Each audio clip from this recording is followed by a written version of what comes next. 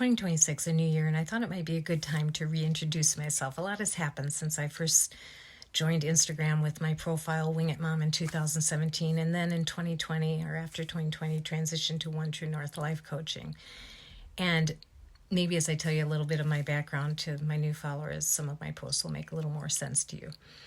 I was raised a city girl in the suburbs of Minneapolis, Minnesota, and I had one dream all my life, to be a wife and mother, and I married the perfect man when I was 20 who also wanted a big family.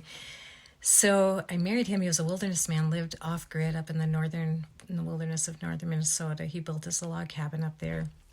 A city girl, learned how to cook on a wood cook stove, live with kerosene lamps, and wash my clothes by hand, pump water, use the outhouse, preserve our food from the garden, and all those good things.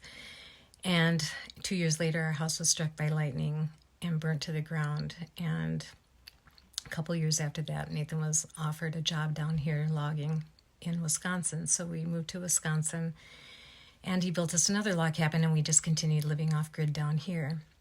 Over the years, we had 12 children, and Nathan delivered them all at home, just he and I. Extremely special memories. And during all those years of being a wife and mom, just within the four walls of my home, I learned so many lessons. I found myself losing my joy and having to really search my heart and find out what's gone wrong. Where's my thinking need to shift and change? What do I need to do differently?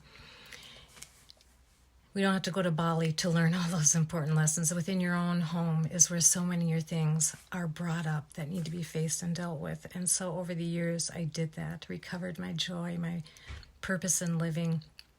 In 2020, Nathan was in a logging accident and fixing a machine that collapsed on him and was killed suddenly. Left that morning, never to return.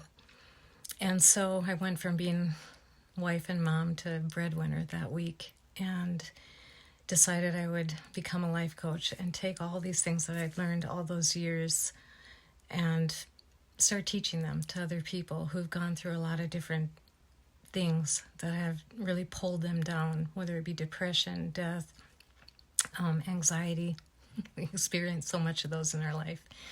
So that's where I am today, and those are the things I share. That's what I deal with in my life coaching, to try to help people recover their joy and purpose in life, or whatever their goals are, to remove the blockages that are keeping them from attaining the life God intended for us to have, one that's really a fun adventure.